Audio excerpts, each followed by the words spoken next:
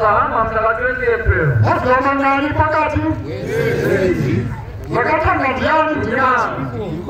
Ayiwa, wasibo. Wakatanga ndiani? March. Oqalayo March. Tafika kwa president. Sifika president. Tapana manje dakhe nokuziyana. Sesinikezana ama-introductions sisazana. Wezindakanyeni ndiye. Wathi indaba yenu ngeyani? Ngamupha phepha yini? Ngamnikeza le ncwadi. Ndikamupha takangatawuya nemabhuku matanhatu. 3 part 1, 3 part 2. Besinamabhuku amane, 3 part 1, 3 part 2. Noma president alerenga. Upresident wasefunda. President alerenga nyakuyerenga umuntu. President wasifundela akazange imfundele umuntu omkhulu.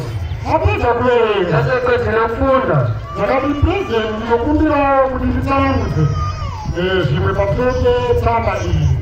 Ngicela ngisithi president ngicela ukuchaza phezu kwale ncwadi. Akathi zvakanaka. Wathi kulungile. Ndakatana nkula za-2012. Ngakhuluma ngichaza kuwa 2012.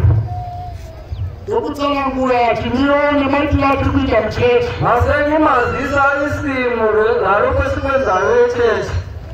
Ndikati president. Ngasengisithi president. Asiyo semuyone mkhulu wechechi. Ngisize njengomabhalane omkhulu wechechi. Ndinobona kuti zvakaiwa mudzidzisi kuti zvinhu zvinobve pasi.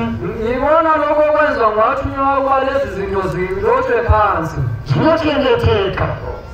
Kuyagcinakala. Nokuti nyangwe muhistiri yechechi ino. Ngoba likumbali yechechi leyi. Zvichangoverengwa zviri kuya sezvazviri. Kuzafundwa kuphume njengokuba. Zvichisiyana nezvinhu zvaingotaurwa kuti umwe nomwe azotora nepake. Wese kuhlukana njengokuba umuntu uyale kubambe kanjani. President akati kwandiri. Upresident wasesithi kimina. Izvi zvakanaka kazai. Lokhu kuhle. Uye waita zvakanaka. Njalo wenze kahle. Dai pasina COVID. Ngabe kungela i-COVID. Ndaitoda kumanya ndatilongei kuti ndisvikewo kwamudzidzisi. Bengizathi madoda masihambeni siyobona wathunywayo. Ndinovaonawo ndikomborerwe. Ngiyombona nami ngibusiswe. Uye ndinoda kuvatenda. Njalo ngifuna ukumbonga Kuti kuma-indigenous churches esali muno muZimbabwe. kuba konke ama-indigenous churches aseZimbabwe. Ndiye mutungamiriri aronga zvinhu zvakari mupenyu. Nguye ohlele izinto zakhe saphila. Kuti nyangwe dai aripo nyangwe dai asipo. Noma ekhona noma engekho. Hazvinezizvi. Akuhluphi lo. Zvasiyana nezvinhu zvatirikusangana nazvo kuti pasina takanyorwa.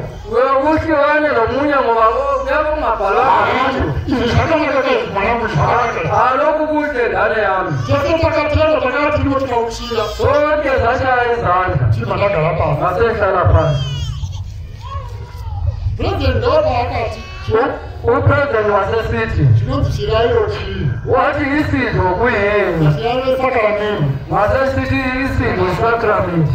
Ngatiwa anonzi tawanda ndiyawo. Wasesithi utawanda ngubani. Ndiye mwanakomana mudiki wamudzidzisi. Wasesithi yewe ndodana yathunywayo omncane. Wathi kulungile. Pari kunzi kana mava kunotenga chirayiro. Wasesithi masesiyathenga isidlo. Munoenda nemukuru wenyu wose kana muri pachechi. Ngihamba nomkhulu wenyimali sekonzweni. Mwazva mukuru Alfred kushamisa. Umwaza omkhulu Alfred Ndiye Mshamisa. mukuru. Nguye omkhulu. Nokuti mukuru hanga agara efunde. Omkhulu mukulu. Wakasikapaya. Ndeupi. Ngowuphi? Bishop Alfred kushamisa majambo ngasimuka. Bishop Alfred Mshamisa amaja wasephakama. Wakati nzima. Wasesithi yimi. Zisaka president akanga korokoto. Upresident wasesithi amhlophe. Tese takazika nayo. Ngingazonke zakhala njalo. Haleluya. Amen. Haleluya.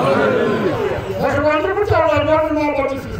Amazwi engakhulumayo ngicela niwabambisise. Ndakatarwa naye president atititaurira izi. Yiyo akhulunywa ngupresident esitshela thina. Bishop Alfred kushamisa ati ndini. Ubishop Alfred Mshamisa sithe Hanga yimi. korokoto. Wathi wamhlophe. Taruchira. Sasesishaye izandla. Wasati wagara pasi wakati. Engakahlali phansi wasesithi. Wakati pangu inini natawanda uyu. Wasesithi phakathi kwami lotawanda lowo. Pane vamwe wangu wairi vanonanata. Kulabanye abana wami abathandaza ababili. Vasipakuzvarwa vatatu ndimoti hasi kunamata hasipakuta kepha ekuzalweni bathathu kepha abathandazayo babili Wakanaka. wasesithi kuhle Kanzi. Kwakuzi mkulu wake mbona akasimamile cheche. Yekuti akafika bakanyanya. wathi wamkhulu wabo umbona ngewakhokhela ichechi ngoba ulahlekile ngoba unesithembu nguphi Akafika mbona akangari wakati ndini bosi. uthixo mboni ubebona wasesithi yini waphakama Wakati. wasesithi Ini ndibona kodwa malanga. wasesithi mina ngithandaza ngikoJohani Malanga Yedwa wakati wakawana. okwenza abafazi abaningi Kama yakulilo mkazi mwethu. womwaza kuthatha umfazi omunye Saka ina ndinatumamile kwa mazha. mina ngeke ngakhokhela komwaza Yekuti wakati wakawana. ngoba nginabafazi abaningi Saka namukaro uni nyawujana mthethe kwa kuzaka mwaka. wasesithi ngokunjalo lo ngumna wami nguye ongilandelayo ekuzalweni kwenu Saka tiyazi mkulu. nguye othiwa nguyomkhulu Tiyazi tumamile. nguye oyakhokhela chechi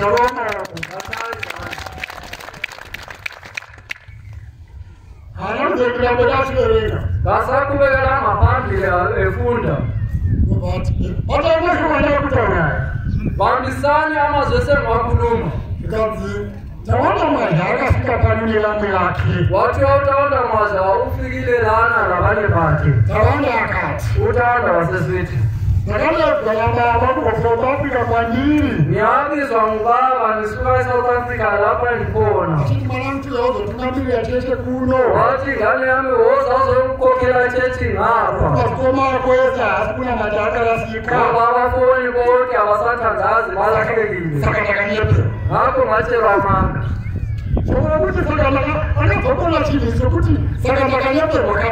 waphinda kathathu esithi ngatshelwa amanga